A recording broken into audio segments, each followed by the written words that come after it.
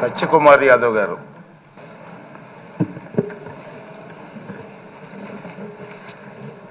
సుదీర్ఘ రాజకీయ నేపథ్యంలో అనేక ప్రజా పోరాటాలు చేస్తూ ఉత్తరాంధ్ర ఉద్యమ స్ఫూర్తికి ఊపిరిగా నిలిచిన పెద్దలు శ్రీ చింతకాయల అయ్యన్న పాత్రుడు గారు ఇవాళ ఆంధ్రప్రదేశ్ శాసనసభకి సభాపతిగా ఎన్నికైన సందర్భంగా శుభాకాంక్షలు తెలియజేస్తున్నాను. అయితే ఈ గౌరవ స్థానానికి సభాపతిగా నామినేషన్ సమర్పించే అవకాశం నాకు కలిగినందుకు నా అదృష్టంగా కూడా భావిస్తున్నాను. మరీ ముఖ్యంగా ఆంధ్రప్రదేశ్ శాసనసభలో మొదటిసారి శాసనసభ్యుడిగా ఎదిగిన సందర్భంగా మొదటిసారి మాట్లాడే అవకాశం కలిగించినందుకు కూడా శాసనసభాపతి గారికి ధన్యవాదాలు తెలియజేస్తున్నాను. సుదీర్ఘ రాజకీయ జీవితానికి ఆ క్రమంలో అనేక ప్రజల పక్షాన అనేక అన్యాయాల్ని అక్రమాల్ని ప్రశ్నిస్తూ మరీ ముఖ్యంగా గత 5 సంవత్సరాలు ఒక అరాచక పాలనకు మారుపేరుగా నిలిచిన ప్రభుత్వం చేసిన దాడులని దౌర్జన్యాల్ని ఎదుర్కొంటూ ఆ ప్రతికూలతను కూడా ఎదుర్కొంటూ ప్రజల పక్షాన నిలిచి ప్రజల గొంతుకై ఉత్తరాంధ్ర సమస్యలను ఆంధ్రప్రదేశ్లో ఎలుగెత్తించాటిన మీకు ధన్యవాదాలు తెలియజేస్తున్నా. రాష్ట్ర ప్రజల తరపున దశాబ్దాలుగా ప్రజల వాణిని మీదైన బాణిలో, ఇప్పుడే గౌరవ ఉప ముఖ్యమంత్రి గారు చెప్పారు, మీదైన బాణిలో వినిపించారు. మీరు ఇవాళ రాజ్యాంగబద్ధ పదవిలో ఉండడం, అటువంటి రాజకీయ వాతావరణానికి దూరంగా ఉండాల్సి రావడం వ్యక్తిగతంగా కాస్త లోటుగా కూడా నేను భావిస్తున్నాను.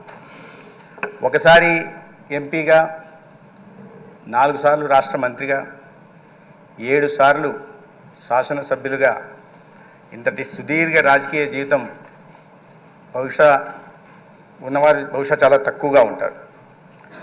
అయితే ఈ అనుభవం సభను చాలా హుందాతనంగా నడిపించడానికి ఉపయోగపడుతుందని నేను భావిస్తున్నాను. ఇక్కడ నాలాంటి చాలామంది మొదటిసారి శాసనసభకు వచ్చిన వాళ్ళు ఉన్నారు. మీ సుదీర్ఘ ప్రజా రాజకీయ జీవితం మా అందరికి కూడా స్ఫూర్తిదాయకంగా ఉంటుంది. మీరు అల్లరి చేసే క్లాస్ లీడర్గా కాకుండా అల్లరిని అదుపులో పెట్టే ప్రిన్సిపాల్గా వ్యవహరిస్తారనే నమ్మకం మాకుంది. ఈ విషయంలో మాకు మార్గదర్శకం కూడా చేస్తారనే విశ్వాసం కూడా మాకుంది.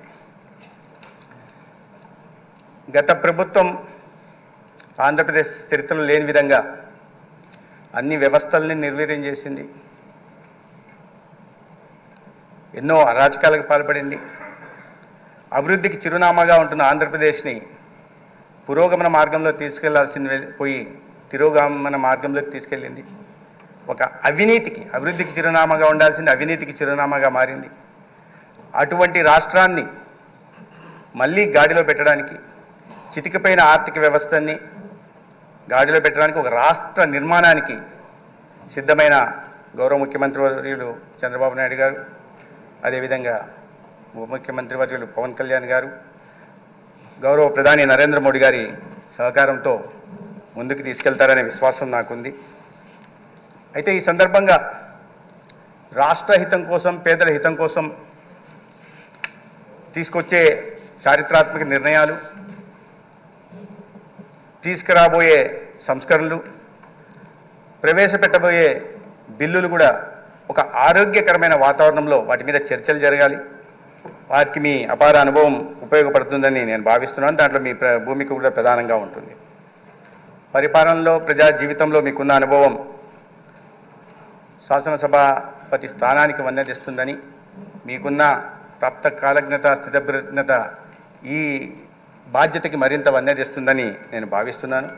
అయితే ఈ సందర్భంగా ఇంత ముఖ్యమైన కార్యక్రమంలో శాసనసభాపతి బాధ్యతలు స్వీకరిస్తున్న తరుణంలో ప్రతిపక్షం లేకపోవడం సభలో చాలా దురదృష్టకరం. అది వారి బాధ్యత రాహిత్యానికి తార్కాణం. ప్రజల పట్ల ప్రజాస్వామ్యం పట్ల వారికి ఉన్న గౌరవానికి నిదర్శనమని అనుకుంటున్నాను. సభకు రాకుండానే వారు వాకౌట్ చేశారు. ఈ మానసిక స్థితి కారణంగానే ప్రజలు వారిని నాకౌట్ చేశారనే విషయాన్ని వారు గుర్తుంచుకోవాలి. అయితే ఈ సందర్భం మరొకసారి భారతీయ జనతా పార్టీ తరఫున, ముఖ్యంగా మా ధర్మవరం నియోజకవర్గం ప్రజల తరఫున మీకు శుభాకాంక్షలు తెలియజేస్తాను.